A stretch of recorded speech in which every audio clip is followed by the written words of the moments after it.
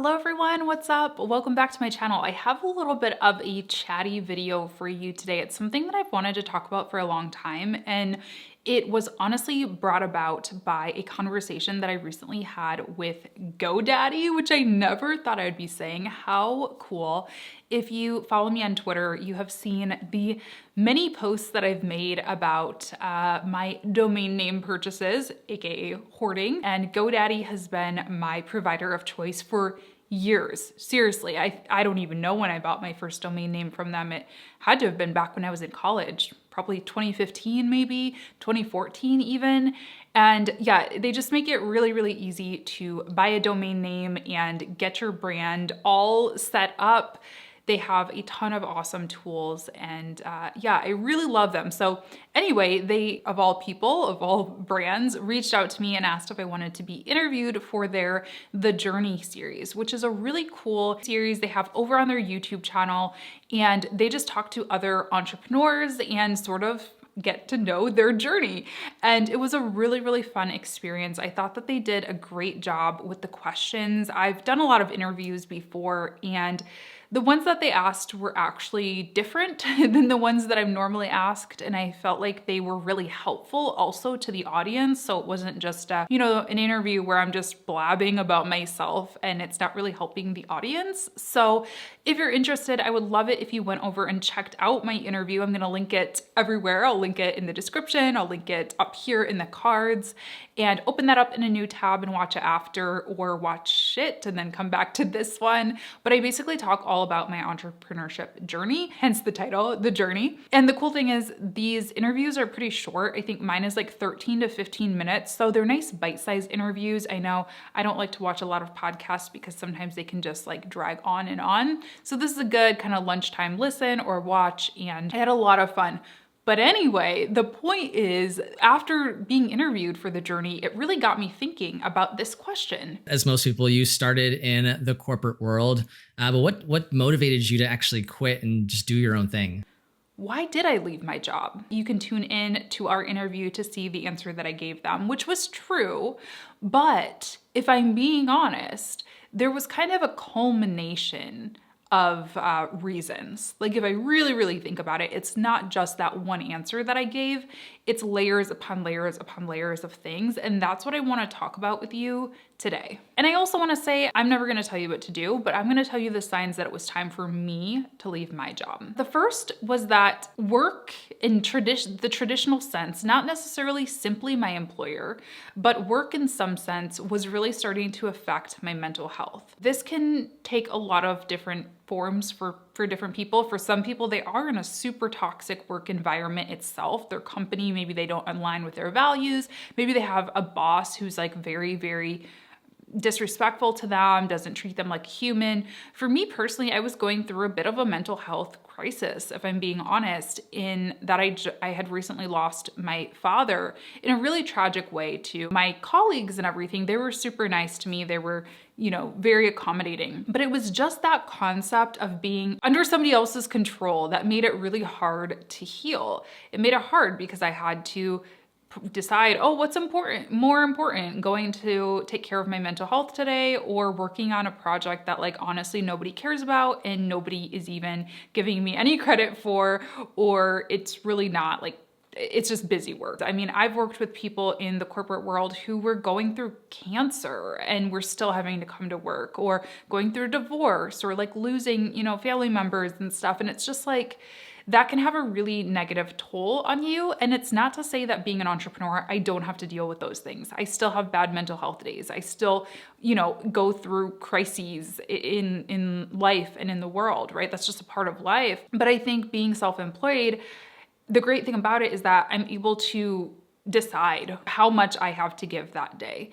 I can say, you know what, I'm not gonna film a video today because I don't feel up to it. I'm gonna make it up and go live on the weekend, or I'll do 2 videos next week instead. Like, I can really be in control of that for the most part. Now, I also wanna say you have to be realistic, because I also don't want somebody to be struggling with their mental health and then quit their job and have no resources and end up in a worse mental health situation than before. If you quit a job and you don't have any money or you don't have a place to live, I would guess, going to negatively affect your mental health even more.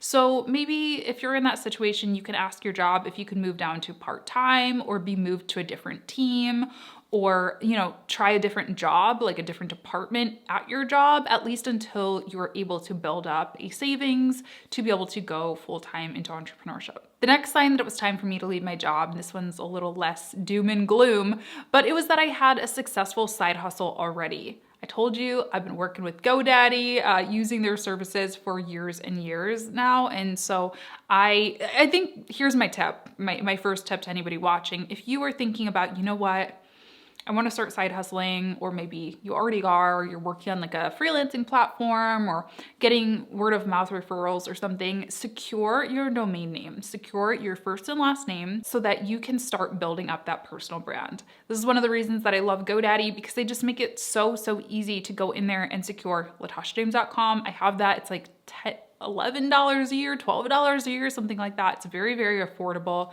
And the great thing about this is that, I mentioned this in my interview as well, is you don't even have to set up a website to have a domain name and have it be working towards building your personal brand. Yes, of course, that's the end goal. But if you're just side hustling right now, you can totally buy latashajames.com and then redirect it to your Instagram or a contact form or a booking link where you can book discovery calls. So you can use this in really creative ways, but it still just enables you to have that level of professionalism. You can also get branded email addresses, which are also really, really huge and take you from being like just a random person to a true business. And these are all things that I started to work on in the background. And I wasn't necessarily thinking I'm gonna become a full-time entrepreneur. I was just doing it just because, I don't know, I like to stay busy and I like to make extra money, and I wanted to have a backup plan too. I think in the back of my head, I was like, nothing is guaranteed. What if I lose my job? What if I get laid off? I want to be able to have something to lean back on. So I had been successfully side hustling for quite a while. And by the time that I ended up quitting my job, I wasn't matching my income, matching my salary. I wasn't, I'll be honest with you. But I was making a decent income. It wasn't huge. It wasn't six figures. It wasn't anything like that. But it was enough to survive off of. And I just would always think in the back of my head, like, what if I had 40 extra hours a week? If I'm already making a small full-time income from my side hustle, imagine if I had 40 extra hours in a week. I have to at least double that amount, right? And so that is a good sign that it, might be time for you to leave. It's also a good sign because it starts to get really hard at that point when you're prioritizing, okay, do I put more energy into my side hustle or into my day job? I don't want to slack off at my job, but my side hustle is booming and people are, knocking on my virtual door. What do I do? Another sign is that maybe you're not reaching your full potential at your day job. I worked in the same industry that I own a business in. I worked in corporate marketing. And I felt like in the beginning, I learned so much. My first few years in corporate were eye-opening for me, and I'm so grateful for them. I will never, not be grateful for those experiences, the people that I met. But I felt like I started to plateau a few years into my career. I was doing all this cool stuff for my clients and for my personal brand. I was building websites, shooting videos, doing all these different things. And I wasn't doing any of that at my day job. I was still just like the social girl who wrote social posts and uploaded them into Hootsuite, and that's pretty much it. I wasn't really getting ownership of anything or taking any leadership roles, or I just didn't feel like I was learning or growing. And you don't want to stay stagnant, especially if you are in the season of life that I was in when I left. So I think staying stagnant can actually be kind of a good thing if maybe you're close to retirement and you're like, I'm just trying to coast for the last few years, seriously, there's nothing wrong with that. There's times when it makes sense to sort of coast. For me, I was in my mid-20s. I was full of energy. I was single. I wasn't married yet. I had no kids. I had no mortgage. I was like, I'm ready. I'll move for my career. I'll do whatever for my career. And I didn't feel like I was getting those opportunities. I felt like I was being pushed down and pushed down. And so that was, again, I was just learning more and getting more experiences working for myself. So that was another big sign for me. The next sign is that you have some savings. Now, like I said, I'm going to keep it real with you. I want everyone to be happy and healthy and all that stuff, but also like we have to be realistic and we don't want to get ourselves in bad situations. So it is really important to have some savings before you dive full-time into entrepreneurship, in my opinion, unless you're already working with clients that are paying all your bills and, your side hustle is going really well. But even still, I think having a little emergency fund is a really good idea. I've talked at length about this on my podcast and in other YouTube videos, so I won't go too, in depth about it, but save some money. I mean, save at minimum, if you can, 3 months of expenses. I think that'll put you in a pretty good spot and it'll make you pretty confident.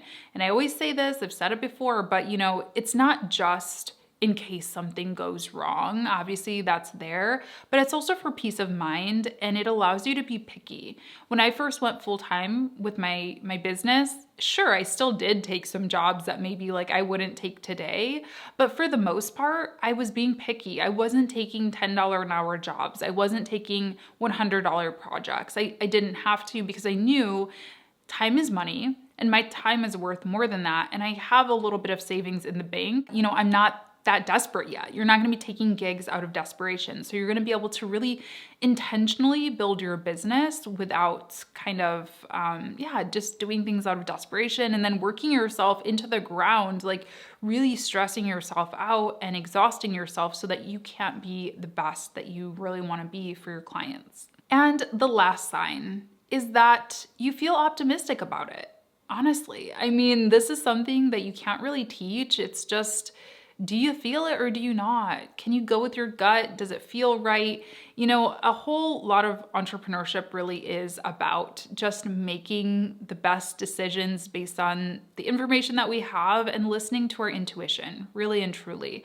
And, there is just a certain level of just taking a leap of faith that comes with leaving a day job for freelancing or entrepreneurship. This is one of the reasons that I love GoDaddy's The Journey series so much, is because you get into the minds of these other creators and entrepreneurs and kind of get to know what they were feeling and what they were going through when they decided to take this leap. And what I've found from listening to a few of the episodes and watching a few of the episodes is that a lot of people felt the same way that I did. You're never going to be 100% sure necessarily. Your business is going to evolve over the years. What I offer today is different from what I offered when I first started. Every business owner goes through different evolutions and growth patterns and all of that. But I do think that sign, feeling optimistic, is important. Now, you can feel optimistic and feel scared. I certainly did. I remember like my last week at my day job, my stomach just felt not good for like an entire week. I just remember not being able to eat lunch and just feeling really weird. That's okay, that's normal. But at the end of the day, like when I really reached into my heart, I felt like I was making the right decision. I don't know how to put it into words. I can't, like I said, I can't teach it. It's just a feeling that you have. And I think it's really important to be in tune with our intuition and really listen to our minds, our hearts, our souls as best as we can. And, if you feel like at the end of the day, this is going to be a good move for you, even if it's a little bit scary, it might be a good time to start thinking about it. So those are my 5 signs that it might be time to leave your day job for entrepreneurship. I'm curious if you have any other signs that you felt or maybe that you're feeling right now. I'd love to hear from you in the comments down below. And again, I want to say a big, huge thank you to GoDaddy for partnering with me on today's video and interviewing me for The Journey series. I'm once again going to link it in the description box. It'll be the first link down there. I'll also link it up here in the cards if I can. And definitely check that out. I really talk a lot about my experience jumping into entrepreneurship. And I know sometimes when you watch people on YouTube who are maybe a little more established than you are, it can feel, I don't know, so far off. Like you're like, I'm not going to be at that point. But I love series like The Journey because it really peels back those layers and helps you understand that we were all feeling the way that you probably are, and that you will get through this, and you'll probably be really grateful that you made that leap. So thanks again for watching. I'll talk to you in my next video. I hope you all have a great day, and yeah, see you next time.